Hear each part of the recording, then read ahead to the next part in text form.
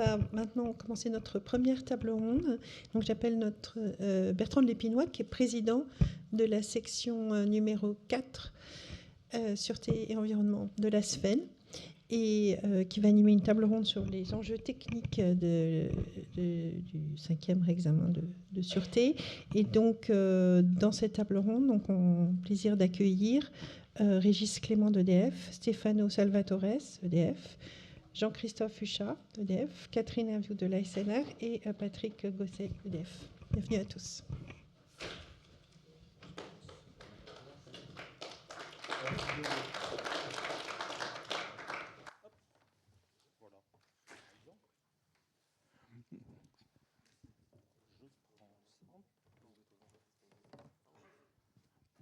Merci Valérie. Donc après, on a vu le cadre général de manière très, très approfondie, très large. Donc on va plonger un peu pendant une heure et demie dans la technique et dans la sûreté grâce à cette table ronde. On va commencer avec Régis Clément qui est directeur adjoint de la DPN chez EDF. Donc Régis, tu peux nous poser un peu le cadre des principaux enjeux techniques et de sûreté en vue des VD5 et de la durée d'exploitation dans la durée. Oui, alors beaucoup a déjà été dit dans les propos introductifs. On ne peut pas parler du RP5, donc du réexamen périodique des 50 ans, sans le replacer dans la trajectoire. Il y a un continuum maintenant, en particulier depuis évidemment la mise en perspective de la prolongation de la durée de vie du parc, entre ce qu'on a fait aux 40 ans, ce qu'on va faire aux 50, et finalement le passage vers les 60 ans et plus, qui est l'horizon d'EDF qui a été rappelé là à plusieurs moments. Je vais faire un bref retour en arrière. Donc, aux 40 ans, on dit qu'on fait un step de sûreté majeur. Oui, ce n'est pas juste de la rhétorique. Globalement, on a eu l'habitude de schématiser ce réexamen des 40 ans, le step majeur qu'on en a fait du point de vue des risques, autour de 4 grands secteurs. Le premier, c'est les accidents graves avec fusion. Le deuxième, c'est les accidents sans fusion. Le troisième, les piscines. Et le quatrième, les agressions.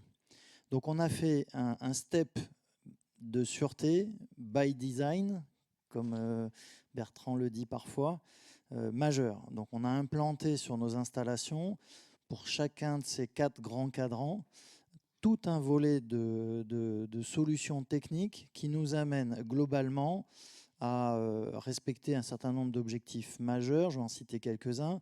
Quand on est sur des accidents sans fusion, eh ben on cherche à limiter au maximum les mesures de protection des populations. Donc ça a une conséquence de diviser par 10, globalement, les effets radiologiques de ces accidents.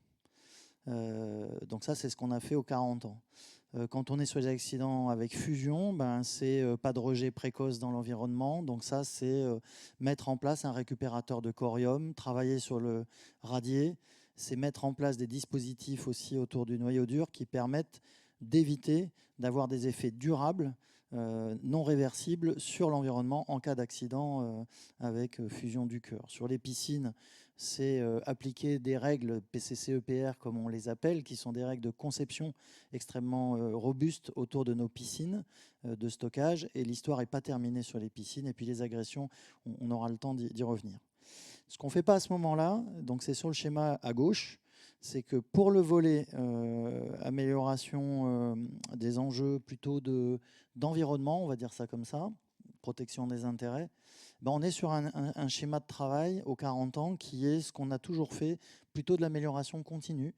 Donc quelque part, on fait périodiquement une mise à niveau aux meilleures techniques disponibles et puis l'exploitant côté EDF met à niveau ses installations et fait en sorte que on vérifie bien que cette amélioration au fil de l'eau répond à des examens, je dirais, à des objectifs standards. Puis là, on arrive et on projette aux 50 ans. Alors, étant donné ce qu'on a fait là, aux 40 ans, l'objectif aux 50 ans n'est pas d'aller chercher by design un énorme step Parce que ce qui se passe aux 40 ans, c'est que pour l'exploitant, il faut absorber et digérer une installation qui n'a plus rien à voir avec ce qu'elle était sur les 30 premières années ou les 40 premières années de fonctionnement. Et en fait, au même moment qu'on fait l'instruction et qu'on démarre, notamment avec Tricastin en 2019, les travaux, et puis qu'on projette aussi l'exploitation dans les nouveaux référentiels, 80% des référentiels prescriptifs, que ce soit en conduite normale ou incidentelle, accidentelle, globalement sont revus. Dans les 10 dernières années, on a en moyenne implanté, en lien avec les agressions en particulier, plus de 2000 équipements supplémentaires par an par réacteur. Donc, il faut avoir en tête que c'est à peu près de cet ordre-là. Donc, une installation passée 40 ans, ce n'est plus la même, ce n'est plus le même référentiel d'exploitation, et les équipes doivent s'approprier ça. Parce qu'en même temps, il faut faire nos mégawattheures, donc il n'est pas question d'avoir ces installations qui sont, disons, en difficulté d'exploitation, faute d'une maîtrise de compétences suffisante des référentiels, mais aussi des nouveaux équipements. C'est ça le contexte dans lequel on est. Donc on a un gros step by design et on a un très gros step facteur organisationnel et humain, compétences, qui est collectif, parce que c'est vrai pour l'exploitant, mais c'est vrai pour les inspecteurs, c'est vrai pour tous ceux, finalement, les mainteneurs, la filière, tous ceux qui opèrent ces réacteurs passés 40 ans. Tout ça se fait aujourd'hui, on en a 23 qui ont passé les... 22 plus une qui est en cours sur les phases A. Donc sur le 900, ça se passe aujourd'hui de manière plutôt nominale, voire très nominale. On passe les phases B, qui sont le deuxième paquet. Donc tout ça va bien. Donc ce qu'on introduit aux 50 ans, c'est plutôt une stabilité sur la partie sûreté, by design.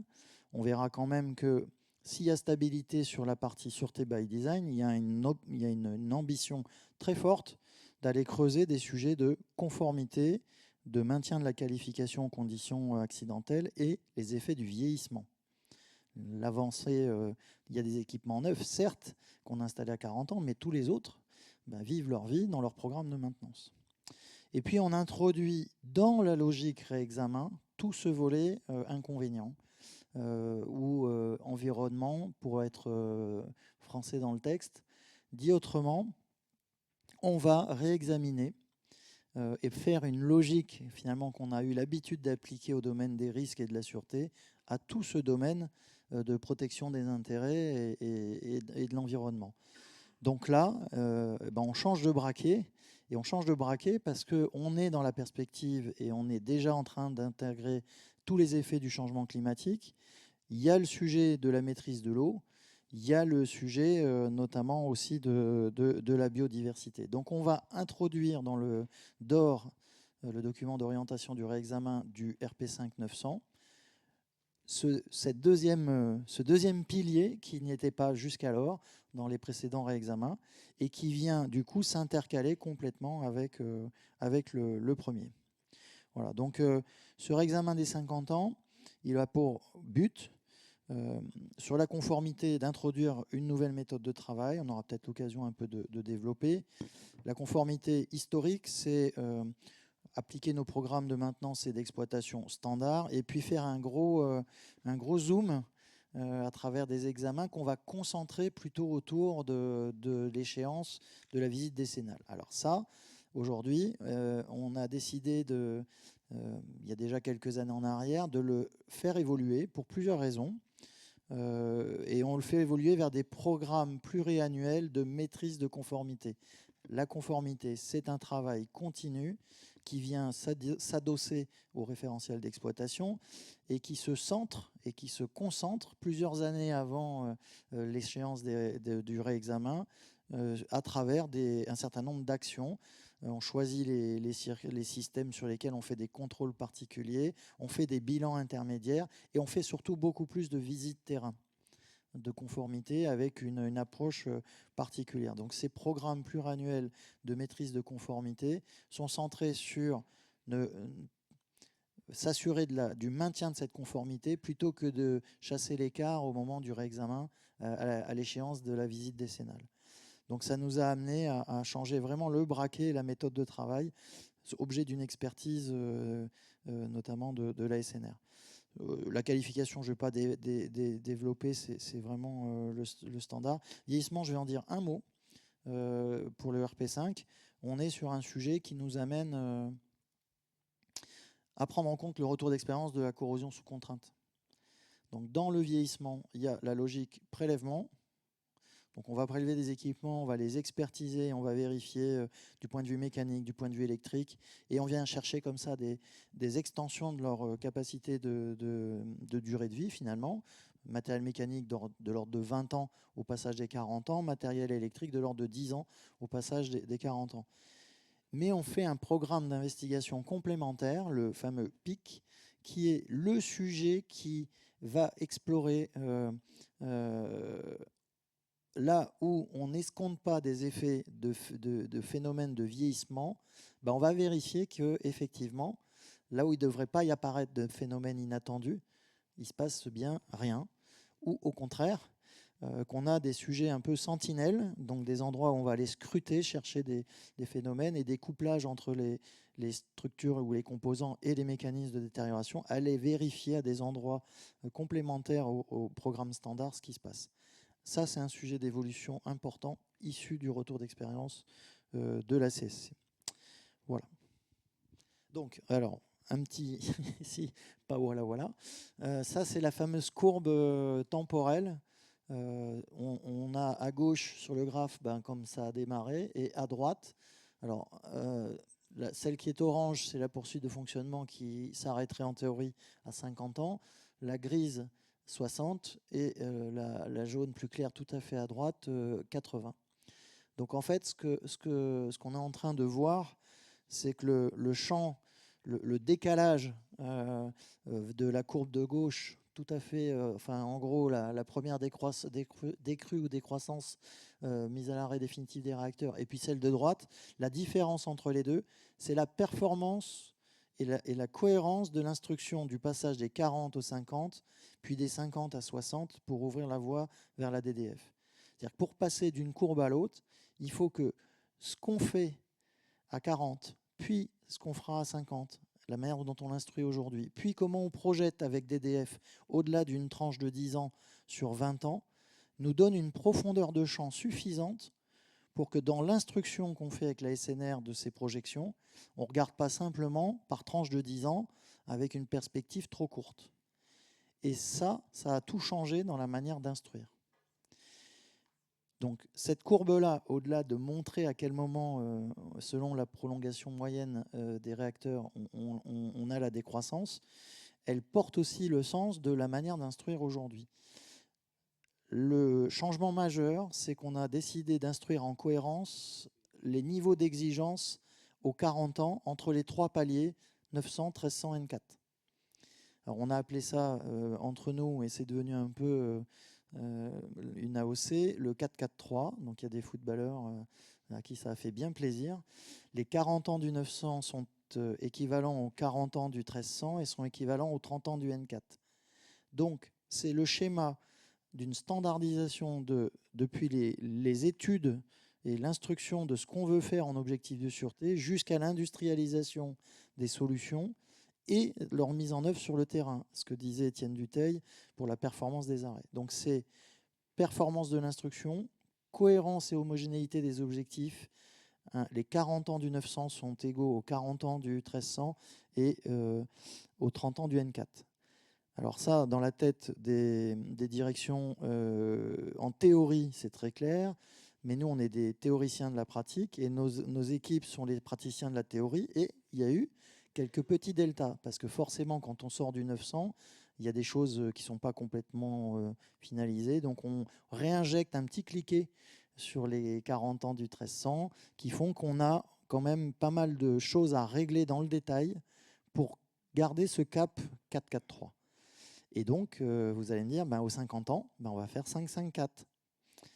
50 ans du 900 égale 50 ans du 1300 et 40 ans du N4. Alors, ce que je dis là n'engage que moi, parce qu'on est en pleine discussion avec la SNR sur ce sujet, parce qu'évidemment, après, il y a des concomitances de passage de génération.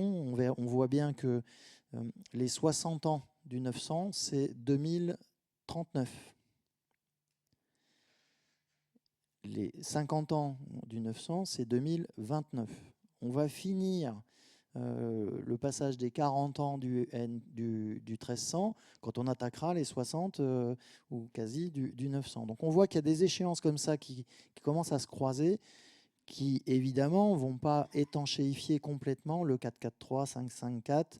C'est ce que j'évoquais surtout pour le calage des 50 ans. Donc derrière cette courbe, il faut bien voir qu'on piste et qu'on cherche à avoir une autoroute d'instruction qui nous donne un cadre de cohérence interpalier. Ça, c'est super important. Il y a une cohérence dans le niveau d'exigence qu'on applique à nos différents paliers de réacteurs quand ils passent un âge d'ancienneté. Il y a une cohérence dans l'instruction du coût. Karine Hervieux peut-être abordera aussi pour l'expertise les effets, je ne sais pas, mais en tout cas, ça crée comme ça des points de repère et des points d'appui. Et puis, ça permet d'aller chercher une instruction approfondie et ciblée des nouveaux sujets qui viennent, par exemple, caler le sujet des 50 ans, comme l'a évoqué Julien Collet dans son propos tout à l'heure. Voilà, donc c'est une vraie logique qui se cache derrière. Je vais peut-être laisser Stéphano dire deux mots du REX international.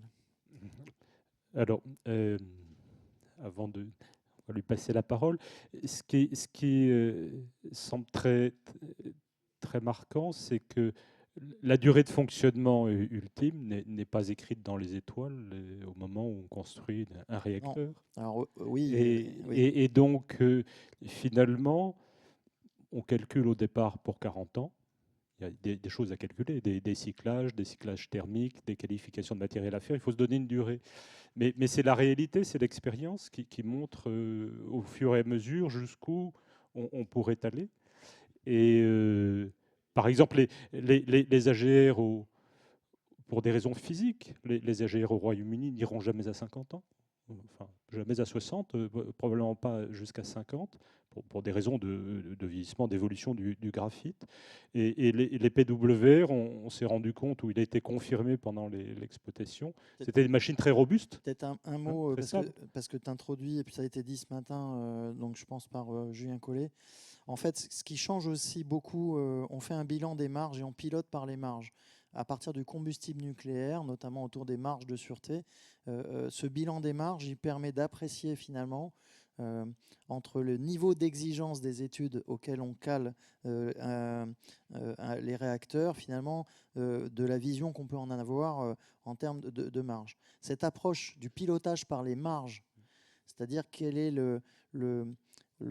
à quelle hauteur se situe le plafond finalement de l'exigence et à quel niveau l'installation est résiliente et a de la marge par rapport à son point de fonctionnement courant. Ça, en perspective d'EDF, c'est majeur. Parce qu'évidemment, dans une logique où on se projette au-delà d'une tranche de 10 ans, de 10 ans en 10 ans, et qu'on commence à regarder 20 ans ou 30 ans devant, le bilan des marges est un élément majeur de, finalement, en fonction de ce qu'on pourrait imaginer être le niveau d'exigence de demain ou d'après-demain, l'état courant de l'installation, et par quel levier je restaure des marges si l'exigence à passer, évidemment, sens de l'histoire des examens, augmente. Donc cette notion de pilotage par les marges qui s'appuie sur l'origine de la conception et les évolutions qu'on a pu affiner derrière, soit parce que les modèles se sont affinés, soit parce qu'on a fait des modifications, ça donne et ça met en perspective vraiment les choses. Et donc, nous avons hérité de réacteurs qui viennent originellement des États-Unis, où il y a des réacteurs plus anciens que les nôtres, donc naturellement. Et on connaît les Américains depuis longtemps. Mais il y a eu des voyages plus spécifiques récemment aux États-Unis pour voir quelles étaient leurs leçons sur le fonctionnement dans la durée, finalement, comment se comportent les choses, qu'est-ce que l'on peut faire. Donc, je vais passer la parole à Stefano Salvatore, qui va nous faire le point de ce qu'on a appris de ces missions récentes. Et donc, Stefano est le chef de la DESA, la Design Authority du parc en exploitation. À toi. Merci. Oui, alors avant d'aller aux États-Unis, je voulais juste prendre un pas de recul et resituer le parc français dans le monde. Donc il y a un peu plus de 400 réacteurs en fonctionnement dans le monde et nos réacteurs à un âge moyen un peu inférieur à 40 ans. Et si on pense à ce qui nous occupe aujourd'hui, les 50 ans, il y a 35, je les ai comptés, 35 réacteurs qui ont dépassé l'âge de 50 ans sur une technologie analogue à la nôtre, c'est des réacteurs à eau pressurisée ou des bouillants.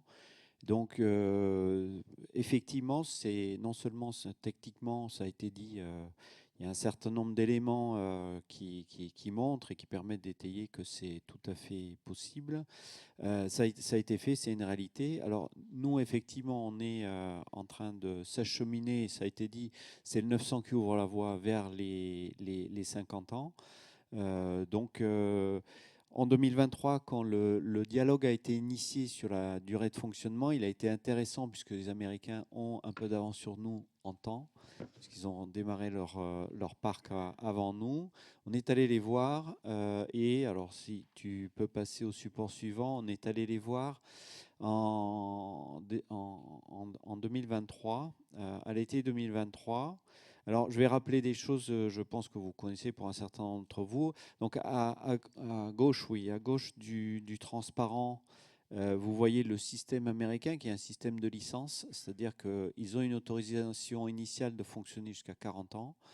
Et puis, ils ont institué, et ça a pris du temps, et donc j'insisterai beaucoup, comme ça a été fait par les autres intervenants, sur le fait que c'est un processus qui se prépare, qui est long.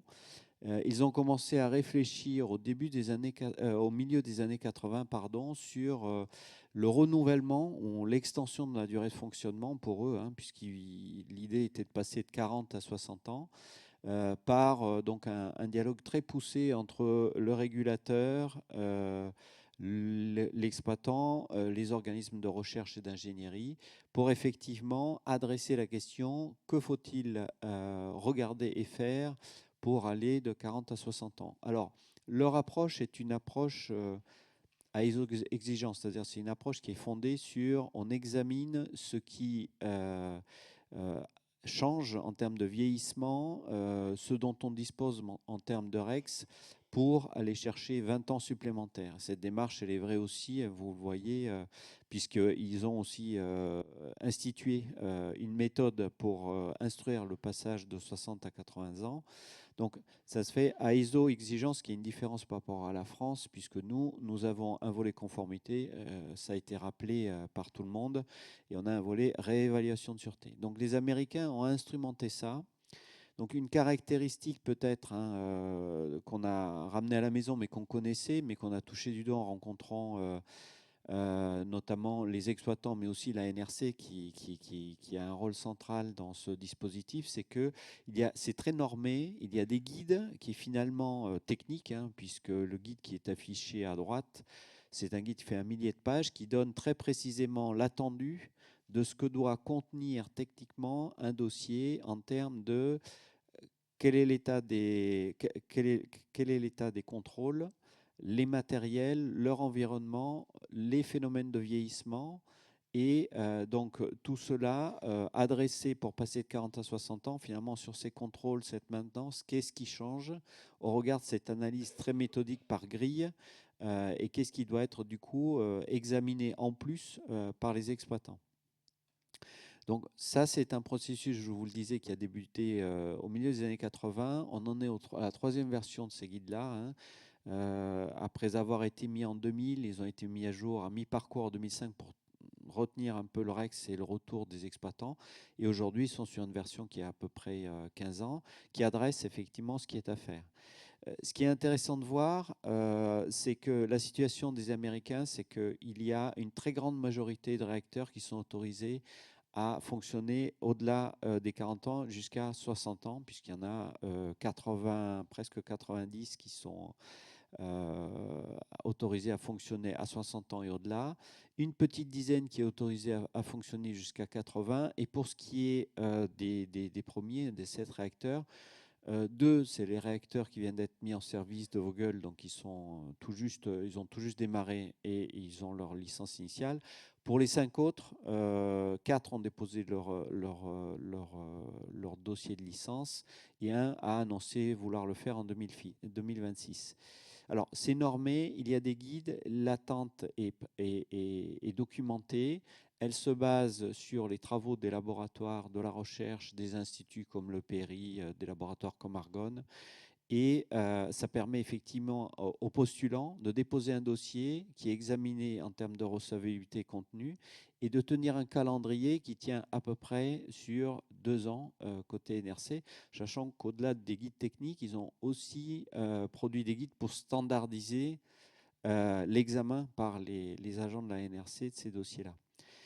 Alors ça, c'est le processus. En termes techniques, on a pu constater qu'ils étaient sur les mêmes objets que nous, qu'ils n'ont pas identifié d'obstacles techniques à la poursuite du fonctionnement, qu'ils sont très centrés évidemment sur les éléments comme nous non remplaçables, sur l'obsolescence. Le contrôle commande a une place prégnante, donc c'est quelque chose qu'ils envisagent là pour le coup avec une vision à 20 ans qui leur permet une très grande anticipation, organiser ces opérations qui sont très lourdes, qui peuvent intervenir à différents niveaux de la centrale, hein, de la salle de commande jusqu'au niveau des protections. On a rencontré les exploitants, ça se prépare. Ils ont pu nous illustrer sur certaines opérations de remplacement que finalement, alors qu'on pourrait penser que la priorité des modifications, c'est ce qui joue sur la sûreté, certains exploitants nous ont dit que justement les plus intrusives, peut-être les plus cruciales, sont planifiées plutôt en fin de programme pour aller chercher plutôt des choses moins lourdes et moins profondes pour avoir ce temps de digestion et de préparation nécessaire sur les installations. Donc ça a été effectivement très intéressant. Le changement climatique est un contexte indéniable pour eux. Ils ont une démarche site par site. Ils ont une très grande variété de phénomènes climatiques compte tenu de la grandeur de leur pays. Et effectivement, ils adressent également ce problème-là, mais plutôt à l'échelle locale, avec les autorités locales et moins avec la NRC. C'est un sujet, bon, on l'a dit aujourd'hui, je souhaiterais le rappeler, la SNR a pris un certain nombre d'initiatives, nous avons travaillé avec eux. C'est un processus qui associe le public. Donc, il y a des auditions publiques, il est consulté, on en tient compte. Les guides intègrent le retour d'expérience des échanges et du dialogue avec le public. On a eu l'occasion de le partager, un certain nombre de parties prenantes ont fait des remarques sur le courrier de position de la SNR pour le passage des 50 ans. Nous avons fait un retour conjoint avec la SNR et les demandes et les orientations, le programme de travail qu'on a maintenant sur les VD 5-900 tient compte effectivement aussi de ces retours-là. Donc encore une fois, un processus calibré, documenté et qui fait preuve d'une volonté de très grande anticipation. Et c'est ce qui m'amène à dire et à conclure sur, dans le contexte français, on a des objets techniques à instruire. On a aussi effectivement à mettre sur pied une nouvelle manière de travailler puisque, comme le rappelaient Julien Collet et Régis, ça nous donne des perspectives pour bien préparer et finalement avoir un système avec nos examens décennaux et puis un cadencement plus prospectif sur une vision à durée de fonctionnement plutôt à 60 ans et au-delà. Voilà. Merci beaucoup Stéphano. Et ces échanges avec les Américains et avec d'autres pays aussi portent également sur des coopérations approfondies, sur des sujets très scientifiques et techniques liés aux matériaux, liés au vieillissement et autres. Et donc je vais passer la parole à Jean-Christophe Huchard qui dans la R&D d'EDF, pilote, dirige ce qu'on appelle le pôle amont, c'est-à-dire tout ce qui est production. L'aval, c'est les distributions, les usages, etc. de l'électricité. Donc, où est-ce qu'on en est des échanges avec ceux qui, comme nous, contemplons le comportement des matériaux, des équipements dans la durée? Bonjour à tous, hein, merci de m'avoir invité. Le point que, comme tu l'as dit, hein, sur la poursuite du fonctionnement, dans les aspects scientifiques, et ça a été rappelé aussi par Stéphano, c'est quelque chose qui s'anticipe. Donc en fait, depuis longtemps, en fait, on travaille sur ces sujets-là. Hein. Juste pour une petite anecdote, moi quand je suis rentré à EDF et j'étais dans la direction technique, il y avait déjà un programme de vieillissement. Je me rappelle, mon responsable travaillait déjà sur ce problème de vieillissement. Donc bien entendu, on a accéléré ces derniers temps, mais c'est quelque chose qu'on travaille de long terme. Ce qu'on a fait en fait sur le sujet avec l'ensemble à côté R&D, mais aussi avec l'ensemble des unités d'ingénierie, c'est essayer d'anticiper. Et la première chose qui a été faite, c'était de s'assurer qu'en fait, sur toute cette poursuite de fonctionnement, on n'avait pas d'angle mort. Et surtout aussi qu'on n'avait pas en fait raison tout seul. Donc ce qu'on a fait, c'est ce que vous voyez en haut à gauche. En fait, en septembre 2023, on a convié plus de 200 personnes à venir à la R&D à Saclay pour venir partager en fait comment ils voyaient eux la poursuite du fonctionnement. Donc plus de 200 personnes, plus de 30 organismes différents sur lesquels ils sont venus parler en fait comment ils abordaient ce sujet-là avec des thématiques dédiées, puisqu'après ça a été travaillé en sous-groupe. Ce qu'on retire de ça, au-delà de ce qu'a dit Stéphano, c'est-à-dire qu'il n'y avait pas d'obstacle majeur à la poursuite du fonctionnement. Il y a aussi un sujet qui a été intéressant, qui est ressorti, qui a été avancé par les Japonais, qui était de dire aussi, il faut qu'on travaille aussi sur l'appropriation et l'acceptation du public sur cette poursuite du fonctionnement. Et ils ont parlé aussi du motonai, alors je ne parle pas très bien japonais, mais on pourrait traduire par ne pas gâcher pour le bien de tous, ou en fait utiliser au mieux nos ressources pour le bien de tous. Voilà, donc la poursuite du fonctionnement s'inscrit là-dedans. L'expression est très belle, ça va nous donner envie d'apprendre le japonais. Voilà.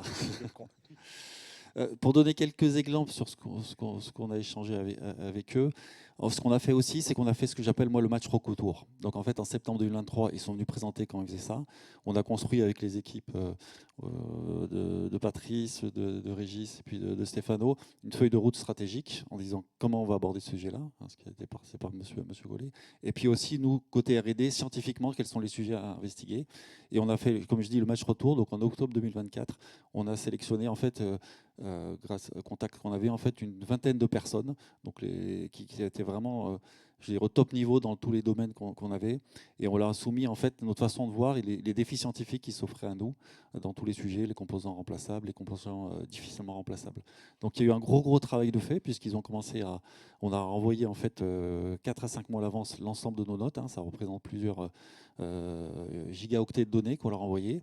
Ils ont posé des questions en fait avant de préparer. Donc on a reçu des pages de questions sur lesquelles on a répondu. Donc nos experts ont été challengés là-dessus. Et puis après, il y a eu une semaine d'échange avec des thématiques dédiées sur lesquelles ils sont venus nous challenger. Donc vraiment, ils sont rentrés vraiment très dans le détail avec des questions très précises pour dire voilà, est-ce que les méthodes que vous proposez sont robustes? Je vais donner 2 exemples autour de la cuve. Vous savez, en fait, pour démontrer la tenue de la cuve, il faut connaître les caractéristiques du matériau, il faut connaître les efforts qui s'appliquent sur ce matériau-là, et puis après, il faut connaître, en fait, est-ce que derrière, à chaque fois, les contraintes sont inférieures aux contraintes admissibles ou pas. 2 exemples donc, en fait, sur les caractéristiques du matériau. Donc, on a présenté la méthode Master Curve, qui est une méthode assez classique, en fait, qui est utilisée à l'étranger. Elle est codifiée dans la SME depuis 2010. On l'a adaptée à notre approche française. Elle est en train d'être codifiée côté RCCM. Et donc, en fait, on a présenté notre façon, comment l'adapter au contexte français. Ils sont venus poser des questions très précises là-dessus. Et en fait, le retour qu'on a eu de leur part, c'est de dire, voilà, nos approches scientifiques qu'on a développées sont robustes. Ils n'ont pas identifié d'angle mort, et au contraire, ils ont dit qu'il y avait un certain nombre de conservatismes qu'on prenait en plus. 2 exemples, en fait, j'ai dit voilà, il faut connaître les caractéristiques du matériau, il faut connaître aussi en fait comment la contrainte s'applique. Et donc, on a développé une méthode qui s'appelle la méthode Bérémine industrielle. Alors, j'insiste bien sur cet aspect industriel. En fait, c'est une méthode qui, au lieu d'être, en fait, d'habitude, on travaille plutôt sur le facteur de concentration de contrainte, et qui est une méthode globale. Là, on va chercher plutôt la contrainte à la pointe de la fissure. Et en fait, d'ailleurs, on va essayer de mieux atteindre précisément en fait la contrainte dans les différents points de la cuve. Ce qu'ils ont trouvé, le retour aussi est intéressant de l'ensemble des experts, ils ont dit qu'il n'y avait pas de dissension sur l'analyse de cette méthode. Ils l'ont trouvé originale. Voilà, ils ont dit c'est intéressant. Ce qu'ils ont dit aussi, et c'est un retour intéressant, ils ont dit mais les Japonais travaillent aussi sur cette méthode-là, donc vous n'êtes pas les seuls à travailler là-dessus, donc partagez avec eux.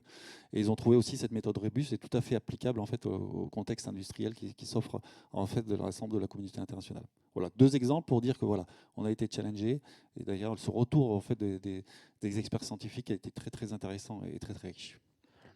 Merci beaucoup Jean-Christophe. Oui, vas-y. Je voudrais juste donner dans le panorama de ces revues internationales, il faut retenir quand même que la moitié des débats tournent autour des matériaux et de l'acier. Un quart des débats tournent autour du béton. Et dans des endroits où il est soumis thermiquement et sous irradiation, la zone du puits de cuve est un sujet particulièrement sensible. Et puis le sujet, moi je pense, qui pour nous est assez intéressant, le 3e, donc le dernier quart, c'est la partie contrôle-commande. Alors, contrôle-commande sous 2 angles. Il y a des sujets de vieillissement, je dirais qu'ils sont plutôt bien attrapés en France. Et puis il y a un sujet global d'obsolescence qui a tendance à s'accélérer avec la pénurie croissante des composants qui constituent nos cartes et l'électronique qu'on trouve assez massivement sur le parc. Et ce troisième point, du coup, occupe en volume, je pense, une place qui sera croissante. Merci beaucoup. Et ce qui est très marquant dans ce que tu as dit, c'est finalement la qualité et l'ouverture des échanges. On transmet nos notes, des dizaines de notes, des milliers de pages, à un panel large quand même d'experts internationaux. On partage tout, ce qui est important. Quand on écoute la radio le matin, on a l'impression que les échanges internationaux dans certains domaines ne seront peut-être pas si faciles dans les prochains temps, mais là on a un point fondamental. La sûreté et le nucléaire ont besoin des échanges et de la plus grande ouverture internationale. Pour pas être naïf, juste une petite illustration. Quand on a rencontré avec Bernard Salade Katie Huff, qui était en charge, elle n'y est plus, au DOI aux États-Unis, donc en charge du sujet nucléaire, dans les 10 premières minutes de notre échange, elle nous a demandé la mise à dispo des datas. Des datas, des téraoctets cette fois-ci de data du parc. Donc évidemment, ce qu'on a refusé, mais pas frontalement. Donc on donne nos notes, mais il y a un truc qu'on ne partage pas ou pas spontanément, c'est les données. Et c'est là-dessus que ceux qui chassent en bande viennent effectivement essayer de piéger, c'est récupérer les données. Donc autour de la métallurgie, autour du béton, enfin tous les sujets qu'on évoque là, ils se nourrissent de données. Donc là où il faut être très prudent, au-delà des notes qui expliquent comment on travaille, c'est l'accès aux données. Les données sont le patrimoine. Je voulais juste faire cette petite précision parce qu'on n'a pas mis tout sur la place publique. Donc l'ouverture ne veut pas forcément dire naïveté. Voilà. Ce que je trouve très marquant quand on regarde le parc international et puis le parc américain qui est en avance sur nous, c'est que finalement, on trouve aujourd'hui assez naturel de se projeter à 60 ans, même à 80 ans. On verra ce qu'est le futur. Et ce qui montre quand même que ces chaudières-là, elles ont été conçues, construites, exploitées avec beaucoup de robustesse, de fiabilité. Ce sont des chaudières robustes, fiables, qui avaient beaucoup de marge au départ, qui sont stables et dans lesquelles on peut remplacer plein de choses. Pas tout, mais on peut remplacer plein de choses. Et donc, naturellement, on se projette, du point de vue des ingénieurs, des exploitants, dans des durées longues. Ce n'était pas forcément gagné au départ, finalement, c'est l'expérience qui le montre. Et le fait de pouvoir changer des générateurs de vapeur, qui n'était pas forcément imaginé au départ, a été absolument crucial dans l'affaire. Donc c'est la machine elle-même qui nous apprend des choses au fur et à mesure. Je trouve ça très intéressant dans les échanges que l'on a. Ce n'est pas le cadre réglementaire qui fait la durée de fonctionnement, c'est la machine finalement, à certains moments. Alors, j'ai prononcé le mot réglementaire, donc ça fait penser à SNR, mais on va rester sur le plan technique. Je vais passer la parole à Karine Nerviou, directrice générale adjointe de l'ASN, particulièrement en charge de l'expertise, de l'ASNR, pardon, en charge de l'expertise de la recherche en sûreté. Alors, du point de vue de l'ASNR, quels sont les grands enjeux techniques, les enjeux de sûreté et les sujets auxquels vous êtes particulièrement attentifs? Qu'est-ce qui vous intéresse le plus? Bonjour à tous et merci de me permettre de m'exprimer sur cette table ronde. Ça a beaucoup été dit, le 5e réexamen de sûreté, c'est d'abord et avant tout l'aboutissement d'un 4e réexamen particulièrement ambitieux, des améliorations qui, à notre sens, doivent être effectivement digérées, être appropriées par les sites, par les exploitants sur le terrain. Et donc, pour la SNR, le 5e réexamen de sûreté, c'est peut-être l'occasion, le principal objectif de disposer d'un état des installations stabilisé et vérifié. On l'a dit, ça a été souligné plusieurs fois ce matin, le 5e réexamen de sûreté va être plutôt porté sur tout ce qui a trait à la vérification de la conformité plutôt qu'à la réévaluation de sûreté.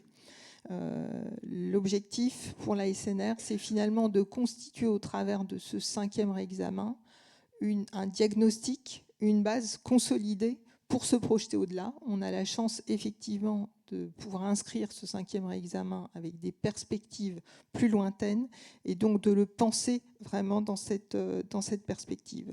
On reviendra, je pense, plus tard sur la partie réévaluation, notamment liée aux connaissances à approfondir sur le changement climatique pour voir comment anticiper ses effets. Là aussi, dans la durée, le 5e réexamen, c'est pour les 10 ans à venir, mais il faut voir ça de façon plus globale.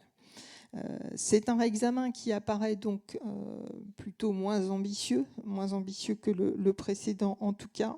Il présente des enjeux majeurs. On parle de plus en plus de complexification effectivement des installations. Je pense que décomplexifier ou simplifier, comme on l'entend souvent, est sans doute une vue de l'esprit. En tout cas, arriver à maîtriser la complexité des installations, à maîtriser la complexité des référentiels qui ont beaucoup évolué. On a beaucoup parlé des modifications matérielles sur les installations, mais il y a tout ce qui va autour, tout ce qui concerne les référentiels de conception, d'exploitation. Tout ça doit être stabilisé.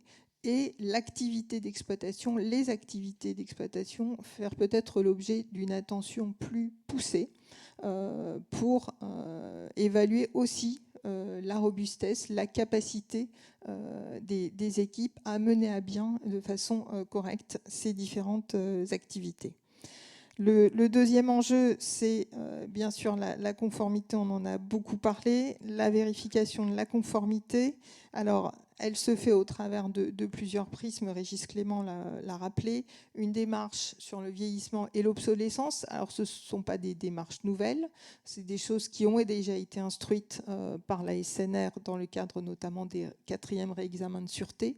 Mais ce que l'on voit, c'est qu'elles méritent d'être renforcées. En tout cas, elles prennent une certaine maturité avec ce 5e réexamen et elles vont pouvoir être donc complétées à cette occasion-là. Pour l'ASNR en particulier, l'objectif est d'axer sur les visites terrain. Finalement, se rendre compte de concrètement tout ce que ces modifications matérielles, tout ce que cette mise en place de nouveaux référentiels, de nouvelles règles d'exploitation, qu'est-ce que ça devient sur le terrain, comment cela a pu être mis en place, tenir compte finalement de ces modifications dans leur environnement et des améliorations éventuellement à apporter sur le long terme.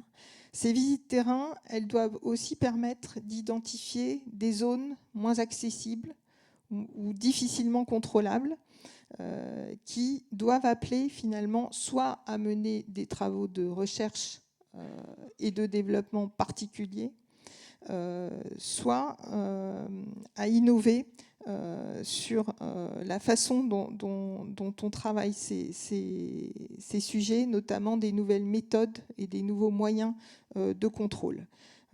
On parle beaucoup de la cuve, des enceintes de confinement, du puits de cuve, etc. Mais il y a aussi toutes ces tuyauteries enterrées qui n'ont pas forcément toujours fait l'objet de contrôle, des joints interbâtiments, des câbles, des kilomètres de câbles qui seraient difficiles de remplacer totalement. Donc finalement, comment anticiper, comment identifier de nouveaux phénomènes de vieillissement qui pourraient apparaître. Ça fait partie des enjeux pour la SNR de ce 5e réexamen et qui doivent ouvrir sur des travaux de développement, d'innovation pour notamment des nouveaux moyens de contrôle ou de méthodes de contrôle.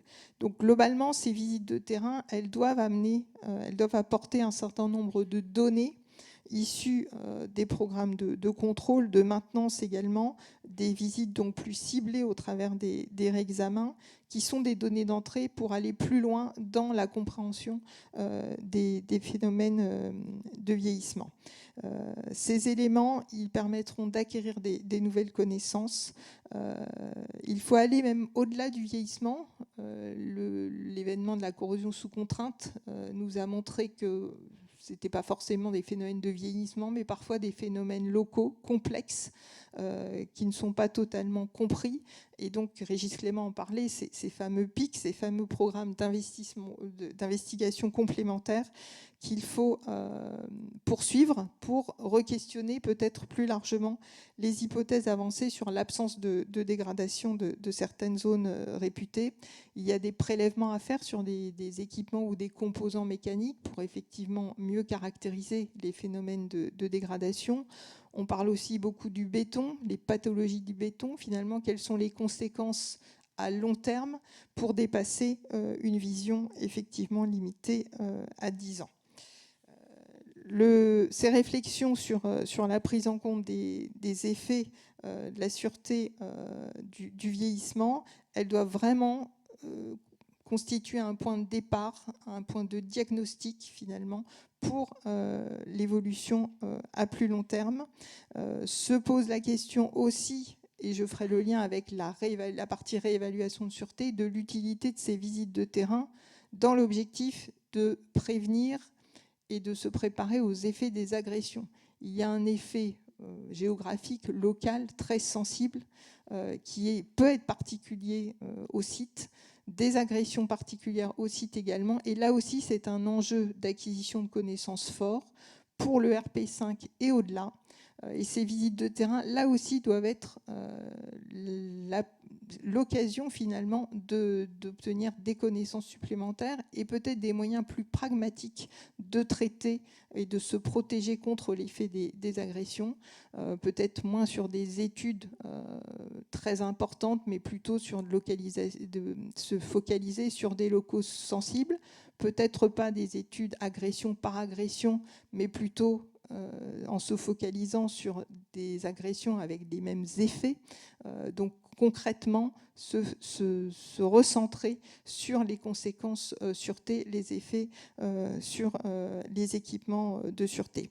Donc au global, un réexamen qui pour nous présente des enjeux majeurs compte tenu de la perspective annoncée par EDF de prolongement de la durée de fonctionnement. Je dirais peut-être 3 mots-clés, visite de terrain, anticipation, amélioration des connaissances pour alimenter des travaux de R&D et aussi d'amélioration des performances de tout ce qui est contrôle. Merci. Merci beaucoup, Karine. J'ai entendu les mots beaucoup de décomplexification, maîtrise de l'installation par les équipes, connaissance intime des matériels, des équipements sur le terrain, visite de terrain, appréciation de l'environnement sur le terrain.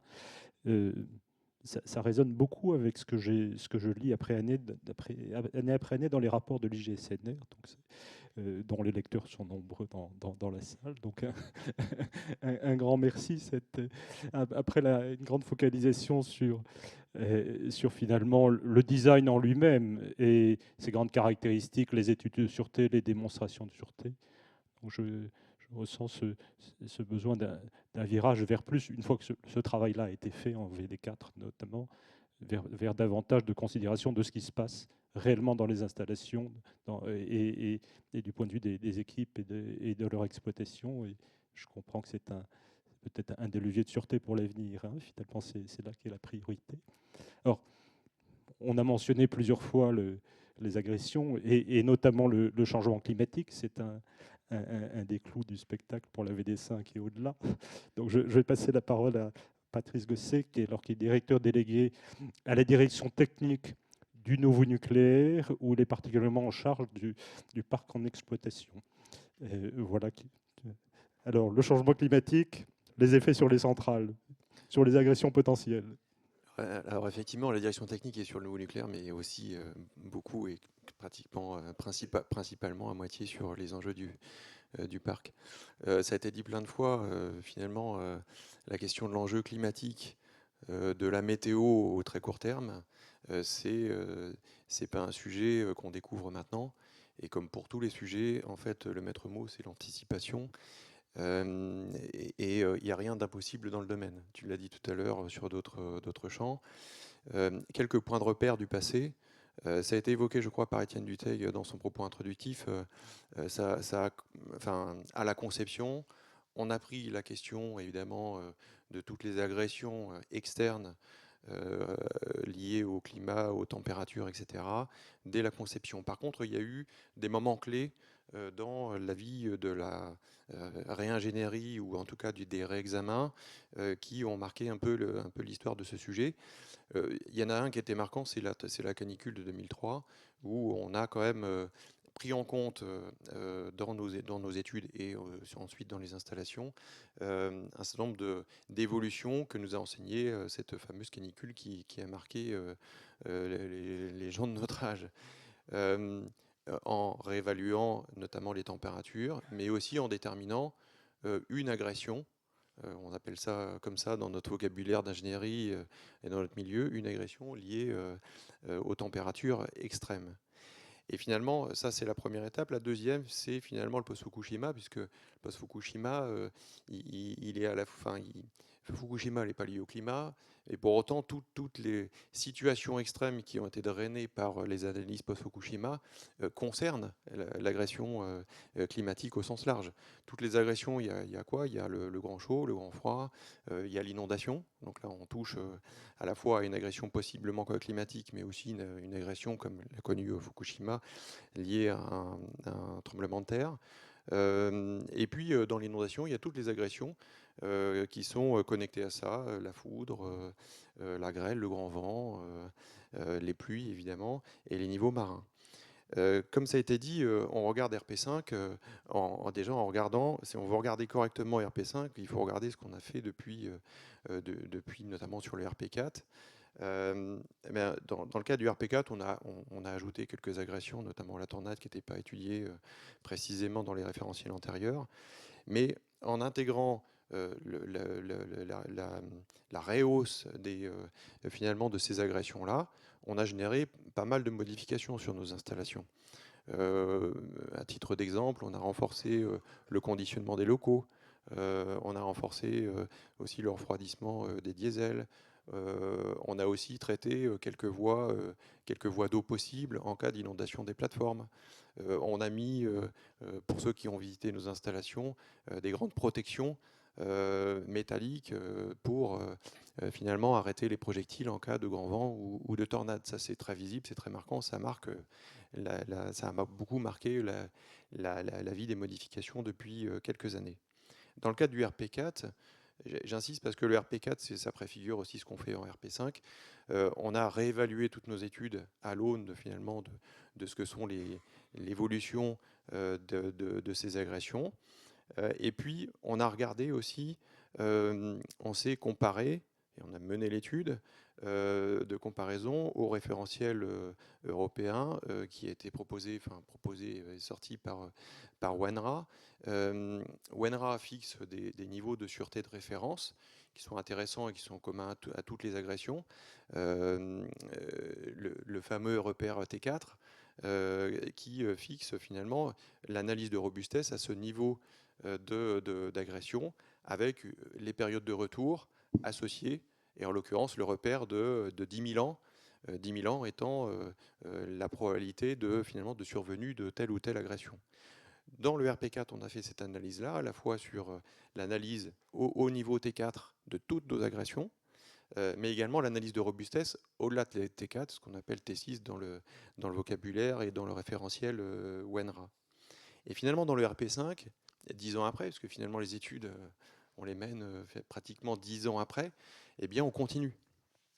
C'est-à-dire qu'on a un dispositif finalement de surveillance continue que je vais évoquer tout à l'heure, qui nous permet de réévaluer les différentes agressions en termes de niveau. Typiquement, le plus parlant, c'est les températures, qui nous permet de voir comment on reprend toutes nos études sur les paramètres qui, depuis 10 ans, ont bougé liés à l'évolution climatique, pour voir si nos études sont robustes et si ce n'est pas suffisant d'engager des modifications qui seraient nécessaires.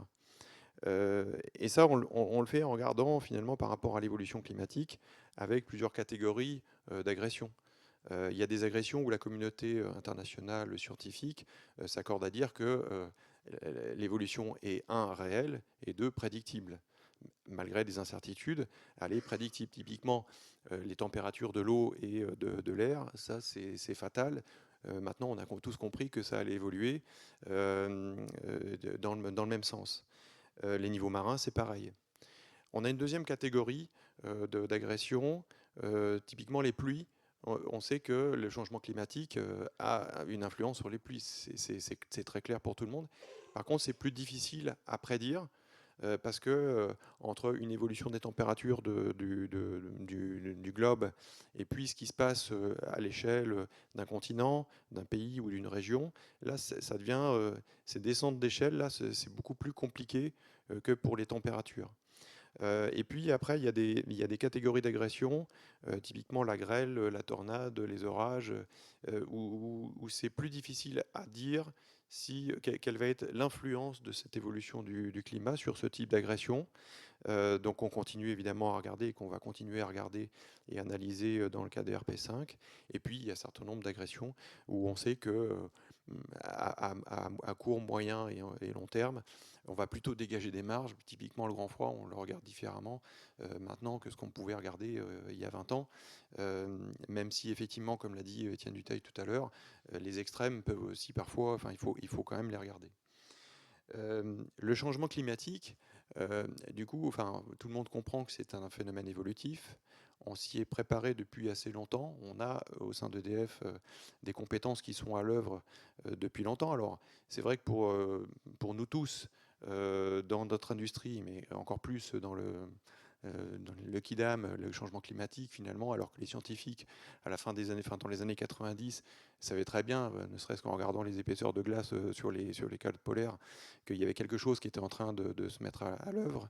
Nos scientifiques, notamment à la R&D, étaient déjà à l'œuvre pour détecter cette évolution qui s'engageait. On voit sur le graphe du milieu, là, c'est peut-être pas complètement visible, mais il y a la vie des hommes, là, sur 3 lignes. Et puis, il y a l'évolution du climat par une colorimétrie que vous connaissez. Le point de repère qui est tout à gauche, c'est finalement le repère des années, enfin, du début du XXe siècle, enfin, du milieu du XXe siècle. La situation évolue en s'accélérant avec plusieurs scénarios possibles. Et finalement, nos tranches, si on devait les comparer à la vie humaine d'une partie de cette population qui est sur les 3 lignes, c'est à peu près celle de la ligne du milieu. Là. On a nos tranches qui sont à peu près à mi-vie, ou en tout cas qui ont dépassé la mi-vie pour beaucoup d'entre elles. Si on se projette à 60 ans, voire à 80, ce qui veut dire qu'on les a conçus dans des périodes où, même si on se préoccupait de l'agression au sens de l'agression externe, ne voyait pas encore cette évolution du climat. Et on a nos tranches qui vont vivre effectivement des scénarios d'évolution climatique de façon certaine. Ce qui est rassurant dans notre affaire, c'est que l'endroit où est placée la France, finalement, on a une capacité d'anticipation sur l'exploitation des tranches nucléaires de par le monde en regardant ce qui se passe ailleurs. Quand on va voir des tranches qui sont aux Émirats arabes unis, on peut imaginer ce qu'on a à faire sur le moyen terme. Il y a Baraka, par exemple, où il y a 4 tranches qui ont été mises en service récemment, qui sont en plein désert et qui sont soumises fréquemment à des températures de l'ordre de 50 degrés, des sécheresses importantes. On a aussi une centrale qu'on connaît bien pour l'avoir visitée, c'est Palo Verde en Californie, qui est pareil dans une situation, enfin dans un endroit de la Californie qui est aussi aride, qui a très peu d'eau. Et puis on a des centrales thermiques de par le monde, par exemple en Afrique du Sud, qui ont des problématiques aussi de traitement des enjeux climatiques qui nous permettent d'avoir de l'information. Et on se rend compte que ces tranches-là, finalement, elles ont développé des solutions tout à fait accessibles sur le moyen long terme. Typiquement, Baraka, ils ont climatisé quasiment l'intégralité de leurs locaux, et pas que les locaux administratifs, évidemment, mais la salle des machines est climatisée, la station de pompage est climatisée. Palo Verde, il traite les eaux usées de la ville de Phoenix, qui est à quelques dizaines de kilomètres de là. Donc, en fait, c'est le début de mon propos, finalement. On est capable de s'adapter pour peu qu'on anticipe. Et c'est exactement ce qu'on est en train de faire. Oui, non, juste préciser qu'on a une dizaine de réacteurs Sentinelle comme ça. Alors, pas forcément que nucléaires, dispatchés dans le monde, sur lesquels on récupère les conditions aussi tropicales, qui sont des conditions où il y a de l'humidité, donc des grands chauds, des étiages sévères, jusqu'à parfois pas d'eau du tout pour avoir une source froide. Il y a des centrales qui tournent avec d'autres dispositifs. Donc ça fait partie d'une veille qui fait plus que de la veille, puisqu'il y a eu des missions qui se sont déplacées physiquement sur certaines de ces installations. Donc c'est un point important. En avance de phase, là où il y a des installations dans le monde, EDF regarde pour avoir un peu d'anticipation de solutions et surtout de retour d'expérience. Effectivement, certains ont leur sister ship, nous on a nos sister plantes qu'on est capable finalement qui nous permettent d'avoir de l'anticipation. Alors, la dernière partie de mon propos, c'est la partie droite du graphe, c'est que finalement, on a une organisation qui nous permet aussi de traiter ces sujets-là à différents horizons de temps.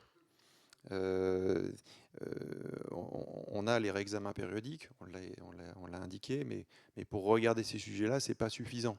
On a besoin aussi de regarder un peu plus long terme, et le projet durée de fonctionnement qu'on a évoqué plusieurs fois depuis le début de la matinée permet aussi de regarder ces sujets-là avec une projection un peu plus longue. Et puis, le climat, enfin l'évolution du climat, ce n'est pas qu'un enjeu technique de sûreté ou d'environnement. La question de l'environnement sera abordée sur la deuxième table ronde, mais c'est aussi un enjeu systémique. C'est-à-dire nos centrales, elles ne sont pas isolées du monde. Elles ont besoin d'avoir un écosystème autour nos installations ont besoin de cet écosystème-là. Il y a évidemment ce à quoi on pense classiquement, c'est-à-dire qu'il faut pouvoir accéder à nos centrales pour y travailler et puis aussi pour rentrer chez soi de temps en temps. Mais c'est pas que ça, c'est un écosystème qui est lié finalement. Est-ce qu'il y a des médecins? Est-ce qu'il y a une supply chain qui est à proximité? Et donc ça, en termes organisationnels, on s'est aussi adapté en mettant un projet qui est dédié à cela, qui regarde la question globale, qui est un projet qui s'appelle ADAPT, que vous connaissez probablement, puisqu'il a déjà fait l'objet de plusieurs communications depuis quelques années qu'il est en place. Donc, réexamen périodique, durée de fonctionnement, ADAPT, mais également 3 volets de scrutation de l'évolution du climat. Le premier, c'est la question scientifique, c'est-à-dire comment on continue à s'alimenter, comment aussi on alimente, nous, la compréhension de l'évolution du climat avec les équipes de R&D et puis aussi les équipes d'ingénierie, avec la connexion au GIEC, évidemment, mais aussi de tous les services de l'État qui traitent de ces sujets-là. Il y a des services de l'État, par exemple, dans la marine, qui évaluent de façon et font des pronostics sur l'évolution des mers en termes d'océanographie. C'est une collaboration très précieuse. Et donc, voilà, on est connecté et on fait cette veille quinquennale, scientifique, au rythme finalement du GIEC. On a un deuxième dispositif qui est un dispositif aussi quinquennal, qui vise à regarder ce qui s'est passé depuis 5 ans, à regarder nos marges dans les études et nos installations, quelles sont les marges, pour être réassuré tous les 5 ans qu'on est toujours dans le corpus finalement d'études et qu'on est toujours dans les marges qu'on a prises soit à la conception ou soit dans les réexamens. Et puis on a un processus annuel qui vise à regarder les événements climatiques qui sortent un petit peu de l'ordinaire et qui vise à les analyser quand on a besoin de les analyser, quand ça sort un peu de l'épure. Donc ce dispositif organisationnel qui fait l'objet de communication auprès de la SNR nous permet aussi de suivre au court terme, au moyen terme et au long terme l'évolution du climat. Et si je devais comparer finalement quand on est en voiture, on a besoin finalement d'avoir les phares pour regarder la route. Ça, c'est le réexamen périodique. D'être en plein phare pour regarder la DDF. Et puis, ce n'est pas l'objet de l'échange aujourd'hui, mais pour le PR2, ils ont besoin d'autres instruments. Et donc, ils ont besoin d'un GPS pour regarder finalement d'un peu plus loin à l'horizon de la fin du siècle. Voilà, c'est ça notre travail, en fait. Merci beaucoup, Patrice. Bon, on voit dans le schéma central, il y a l'aspect humain, parce qu'on a une expérience du climat. Donc ça, on a envie de dire, mais où sont les neiges d'antan? Face à ce qui nous attend, ce qui se profile, ce qu'on tâche d'anticiper, Stéphano, quelles sont les solutions dont on dispose concrètement en vue des VD5 ou VD5+, c'est-à-dire orientés déjà vers plus loin? Alors, oui, alors effectivement, le travail de l'ADT, de la R&D nous permet d'avoir ces projections, vous l'avez compris, sur différents horizons, la durée de fonctionnement, les durées 2050, 2070, et la projection sur le réexamen VD5. Après, l'ingénierie, elle s'adapte, puisque quand même nos installations elles sont construites. Donc il faut faire preuve d'ingéniosité, et là-dessus, on a recours quand même à des solutions qui sont assez simples, hein. C'est apporter du froid, éviter d'injecter des calories. Du coup, on va retrouver des choses qui sont à notre main, à savoir injecter par exemple dans les systèmes de ventilation du froid pour par exemple, et ça permet aussi de montrer qu'on a aussi changé de méthode vraiment d'approche avec l'ingénierie. En VD5 900, on a pris le parti de scaler forfaitairement à 50 degrés de température au niveau de la canicule. Fort de ce découplage-là, l'ingénierie va s'atteler à se ramener au niveau des conditions limites et de l'air qui rentre dans les locaux en rabaissant la température au niveau des températures des VD4 900, ce qui permet, en termes de séquence d'ingénierie accessoirement, de se remettre dans des conditions d'études qui sont bien connues des équipes EDF, instruites par la SNR. Et donc, là aussi, plutôt que de faire des choses en séquentiel ou, comme on l'a fait en VD4 900, Julien Collet en parlait, on a fait les études sans les modifications, avec les aléas, on a constaté les dépassements, on a étudié les solutions, on a réinjecté les solutions, on a refait les études. Tout cela, évidemment, ça prend du temps chez nous et on a l'impression que c'est vécu. Oui, non, mais ça a été vécu et partagé. C'est un peu, je pense, le Rex dont on parlait. Donc ça, c'était vraiment de prendre un petit peu les choses différemment, d'abord en interne chez nous, et de repenser la séquence de manière pragmatique et forfaitaire, ce qui nous oblige, hein, bien sûr, pour pouvoir effectivement se remettre dans des conditions où on délivre plutôt le résultat final avec des choses qui sont bien appréhendées, bien connues, plutôt que de dérouler étape par étape et en série les choses. Donc ça, c'est très concrètement quelque chose qui est assez emblématique des VD5 900. Je pourrais parler davantage d'autres solutions que sont recycler l'air lorsqu'il fait trop chaud. Enfin, il y a plein de principes de bon sens qui font que Et vis-à-vis de la température de l'eau. Alors, vis-à-vis de la température de l'eau des fleuves augmente. Alors, quels sont les types ce de qu'on solutions? constate, c'est que les projections, alors je peux parler des niveaux marins et des températures de l'eau, c'est qu'il y a eu peu d'évolution, on constate peu d'évolution. Donc évidemment, on est en veille, c'est ce qui nous permet d'avoir un coup d'avance et de réajuster. Mais sur les températures de l'eau, il n'y a pas vraiment de grosses ruptures. Sur les niveaux marins, pour donner quelques chiffres, on s'était doté de à peu près 20 cm de marge pour anticiper sur le réexamen suivant. Et ce qu'on constate, c'est que c'est des évolutions qui sont plutôt de 1,5 mm par an. Donc on voit bien que là, on est sur des choses qui doivent se préparer, qui doivent se réfléchir, mais qui sont moins prégnantes que ce qu'on a pu constater sur les températures, sur lesquelles des efforts supplémentaires, hein, on ne part pas de rien, sont faits.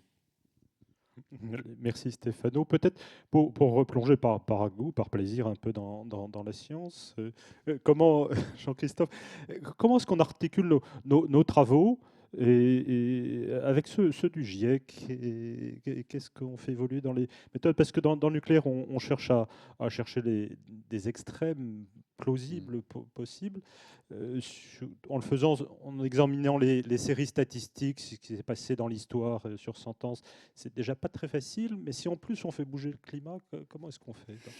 Alors déjà, comme Patrice l'a dit, on a le service climatique qui travaille depuis les années 90. Pour donner un petit peu de corps à ça, c'est quoi le service climatique? C'est des gens qui sont spécialistes. Donc on a des climatologues, on a des météorologues, on a des hydrologues, on a des gens aussi qui travaillent sur la data analyst, parce que d'ailleurs il faut mailler ça, parce que d'ailleurs quand le GIEC vous livre un rapport, c'est pas un simplement rapport, c'est des terras de données.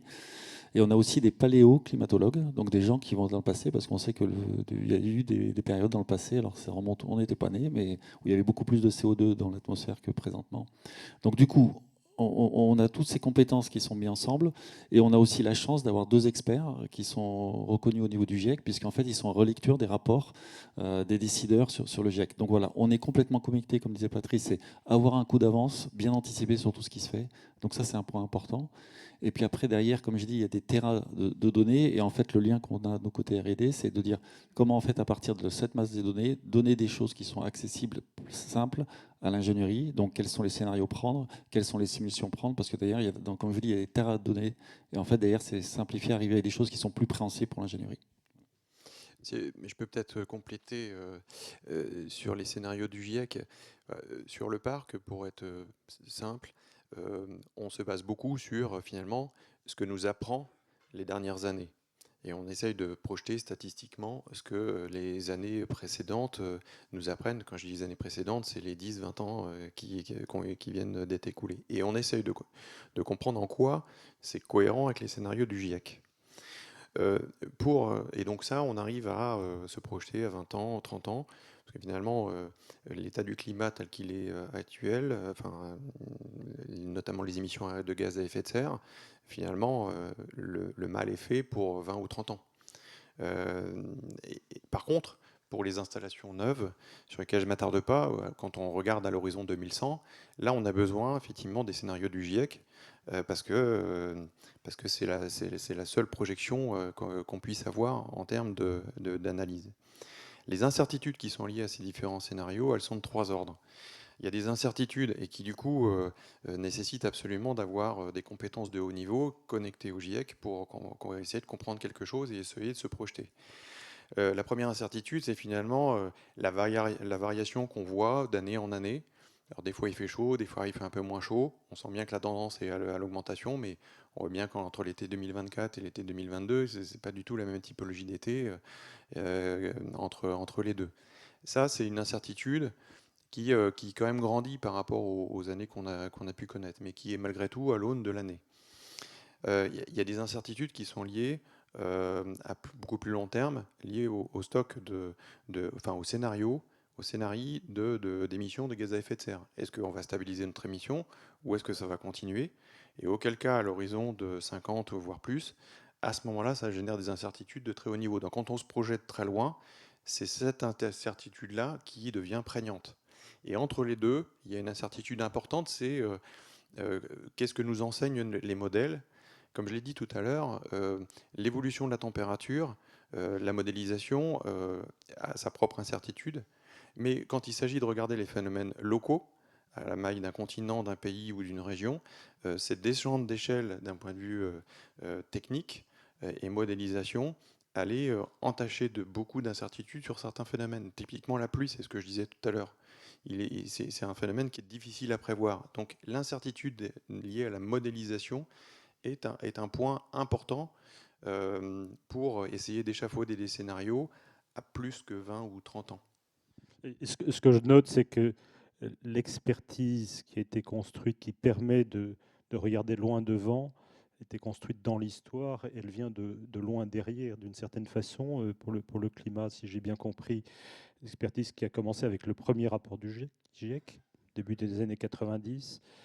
Pour les matériaux, leur vieillissement a commencé à être étudié il y a plus de 30 ans. Sur les coups de moulet, il y avait des dossiers déjà dans les années 80, 90. Donc c'est cette expertise qui vient de très loin, qui permet d'essayer de se projeter loin. Donc je trouve ça intéressant, enfin fondamental. Karine, du point de vue de l'ASNR, quels sont les points techniques que tu voudrais souligner? Je rejoins ce qui vient d'être dit. Il y a un très fort enjeu en termes de capacité de simulation et de prédiction, et notamment au niveau régional, voire au niveau local.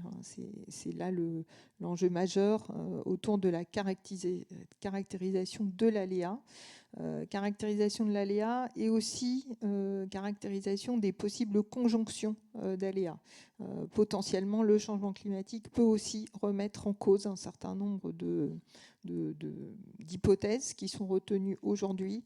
On a parlé des pluies. L'aspect hydrologique est effectivement vraiment majeur vis-à-vis de la sûreté, l'aspect niveau marin, l'aspect température. Mais on voit bien qu'il y a 2 échelles de temps. Finalement, il y a une échelle à court terme où on suit la veille climatique, permet de suivre et de se projeter peut-être sur les 5 ans à venir. En tout cas, c'est réalimenté au fur et à mesure. Et puis une vision un petit peu plus lointaine, où là, on a des incertitudes beaucoup plus importantes. Au niveau local, aussi des incertitudes plus globales sur l'activité humaine et sur les effets que vont générer les changements climatiques de façon plus systémique.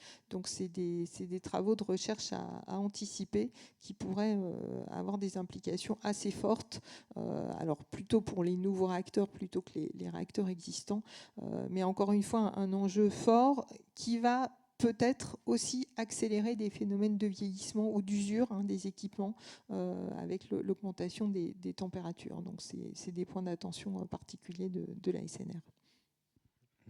Merci beaucoup. La salle est très très attentive depuis le début, captivée. Sûrement, vous brûlez sûrement de vous exprimer ou de poser des questions. Donc, la parole est à la salle.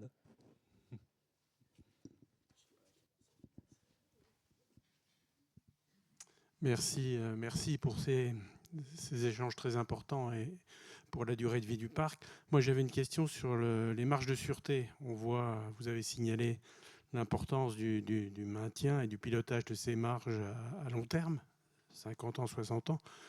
Au cœur de ces marges, il y a le combustible, avec un jeu de mots assumé. Je voulais savoir quelles étaient les perspectives en matière de robustesse du combustible. Est-ce qu'il y a des programmes à court, moyen et long terme pour augmenter la robustesse de la tenue du combustible, principalement en situation accidentelle? Effectivement, le combustible, depuis toujours, fait l'objet finalement d'avancées technologiques importantes, bien placées pour le savoir. Donc, nos combustibles ont fait l'objet de modifications depuis une trentaine d'années pour les rendre plus rigides, pour éviter leur déformation, pour les rendre plus efficaces en termes de tenue aux situations accidentelles. Et effectivement, il y a des projets qui sont travaillés avec les producteurs, nos fournisseurs de combustible, en particulier Framatome, pour avoir des combustibles de haut niveau qui permettent de traiter significativement les problèmes dégager des marges significatives et d'avoir des combustibles qui sont résilients à des situations de fusion du cœur auxquelles on est confronté dans nos études. Donc oui, les études sont en cours pour avoir à disposition dans les années à venir des combustibles qui sont avancés, tels qu'on les appelle, et très, très résilients. Comme il y a une certaine confidentialité autour de ces sujets, je n'irai pas beaucoup plus loin. Merci, Patrice. Juste pour Jean-Marc, je voulais juste rajouter, on a ces dernières années, sous l'impulsion de l'exploitant, donc de Régis nominativement, aussi raccordé la trajectoire des développements de ces produits avec la trajectoire des réexamens. Donc ça, c'est quelque chose qui a fait l'objet de beaucoup de revues de pactage, on les a appelées comme ça en interne, pour vraiment raccorder et faire en sorte que le combustible soit au rendez-vous sur ce processus qui est très cadencé, très réglementé, pour qu'effectivement on prenne le train au bon moment. Et en complément, c'est vrai que sous l'impulsion de l'ADPN et de Régis en particulier, on lie notre performance de l'outil de production à 10, 20 et au-delà, évidemment à la résistance, la résilience liée au changement climatique, aux référentiels de sûreté qui continuent à progresser, mais aussi à la performance intrinsèque de nos installations. La question du combustible et de ses marges est importante pour pouvoir tirer parti du mieux possible notre installation qui est capable. On a parlé de Camox tout à l'heure sur l'allongement des campagnes, c'est très lié au combustible. On a parlé augmentation de puissance aussi très succinctement, c'est lié au combustible. La performance de nos tranches est intimement liée à la durée de fonctionnement de nos installations.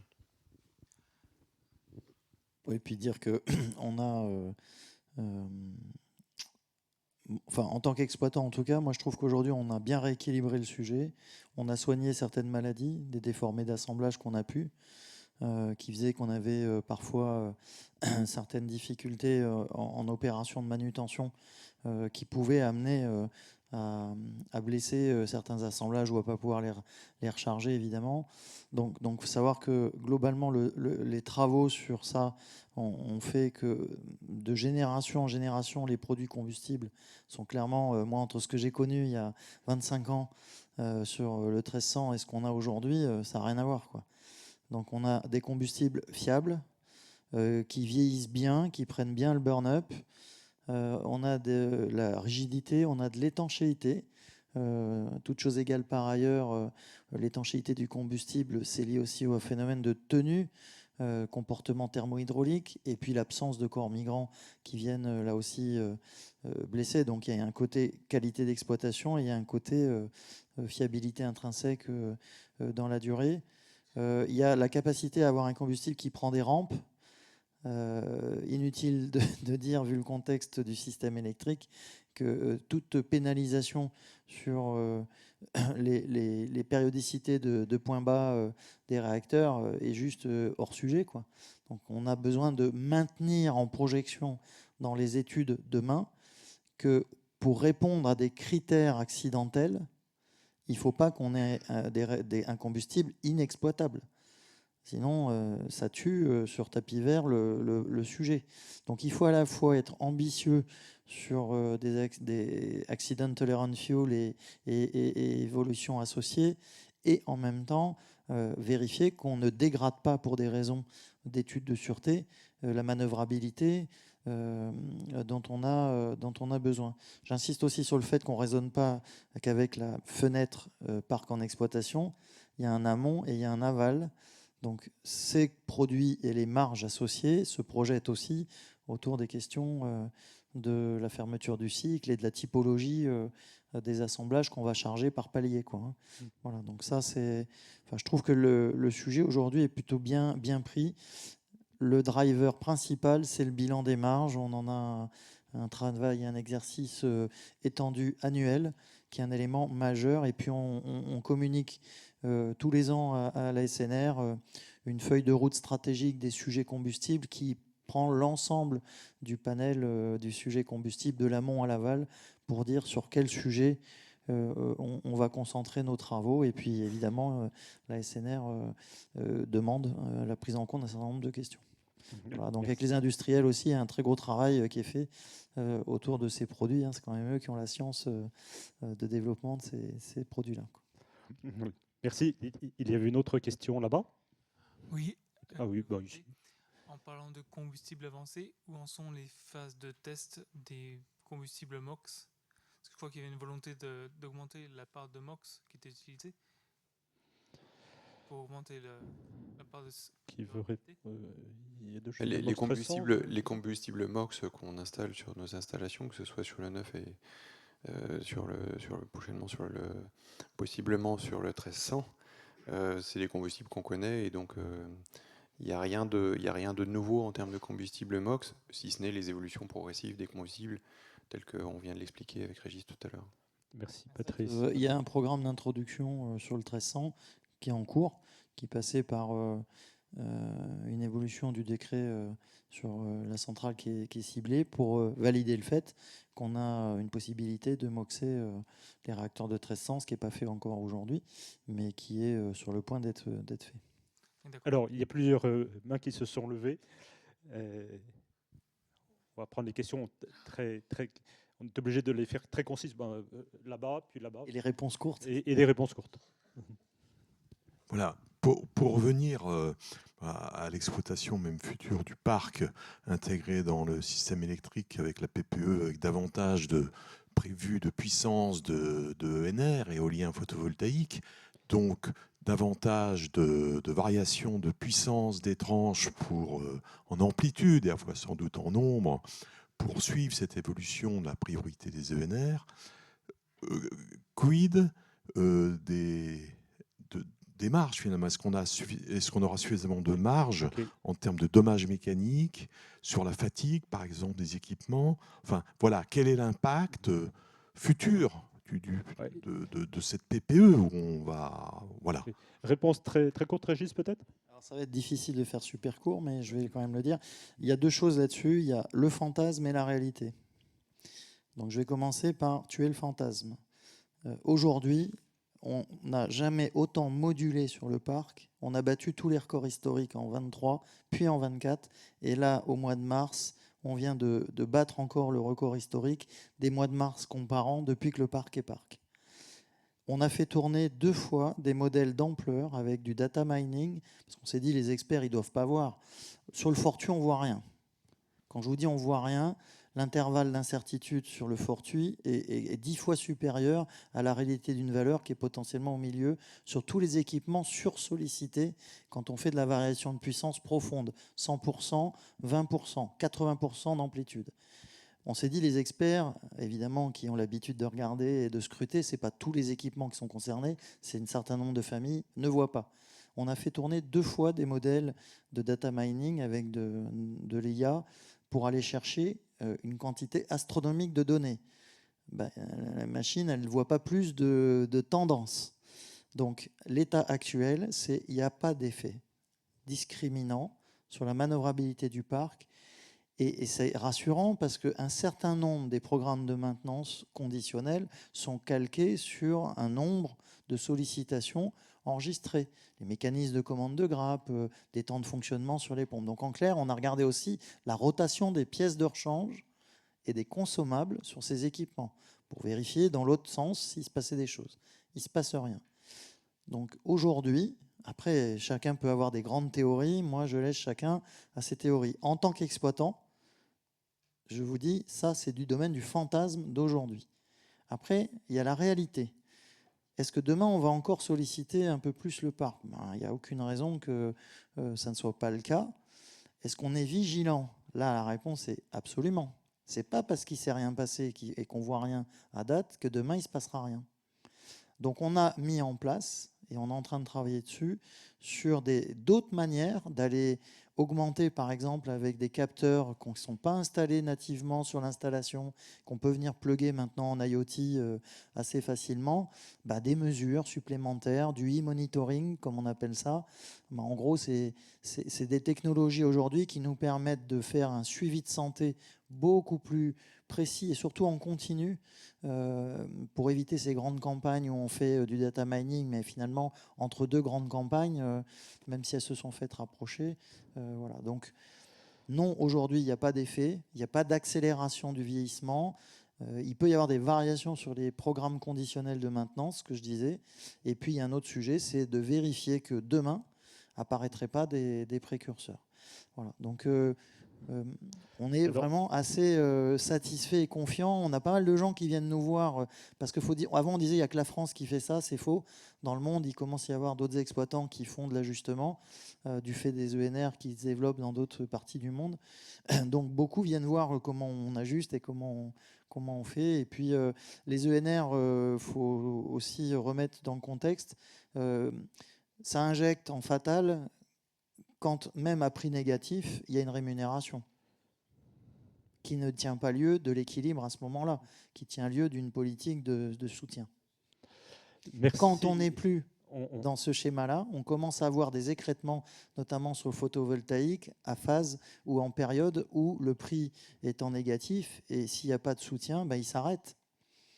Parce que sinon, il y a un problème, quoi. Et ça, c'est vrai sur l'éolien aussi. Donc, on a failli avoir des sujets courts, mais avec le combustible et la modulation, ce n'était pas possible. Donc, je comprends. Elles sont très, très sensibles.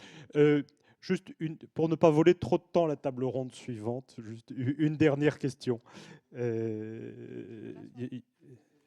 Bon, allez, 2 à toute vitesse. Mais si Valérie, là, je vais me faire Oui, alors c'était une question, ou plutôt un commentaire, puisque l'Office parlementaire d'évaluation des choix scientifiques et technologiques va lancer un travail sur cette question des modulations.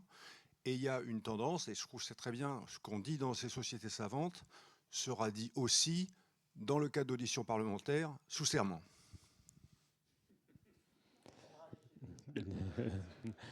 Non, je comprends sur le sujet, il y a les observations que l'on peut faire aujourd'hui et avec des analyses très approfondies, et la vigilance et la poursuite des observations pour demain.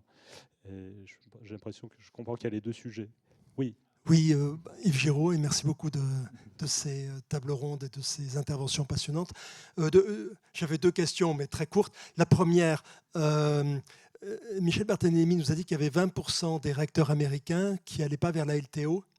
Est-ce qu'on sait dire si c'est pour des raisons techniques ou économiques, et est-ce que c'est lié éventuellement aux États régulés ou non régulés, puisqu'il y a les 2 catégories aux US. Et deuxième question, alors, qui est peut-être adressée à la table ronde suivante, je ne sais pas, c'est sur le coût, parce qu'on n'a pas parlé de coût et de financement de tout cela. J'ai un souvenir il y a 10 ans. Deuxième question, je ne sais pas si elle relève de la table ronde numéro 2. On va dire que oui, parce que c'est confortable pour moi de le dire. On ne l'avait pas prévu dans la première. Et Michel peut peut-être répondre très très brièvement à la première question, qui ne relève pas de cette table ronde non plus, donc je dégage des responsabilités. Oui, mais il n'y avait pas eu de question sur la durée des... Non, absolument. Non, tu as bien fait. Partagez-vous le micro. Non, le propos qui était sur la slide et que je n'avais pas eu l'occasion de développer, c'est que 20% du parc fermerait à 2050. Donc, ce n'est pas des réacteurs qui ne seraient pas prolongés, c'est des réacteurs qui arriveraient soit à 60 ans, peut-être même à 80 ans, vu les périodes où ces réacteurs ont été construits dans les années 60. Merci. Un grand merci aux participants de la première table ronde.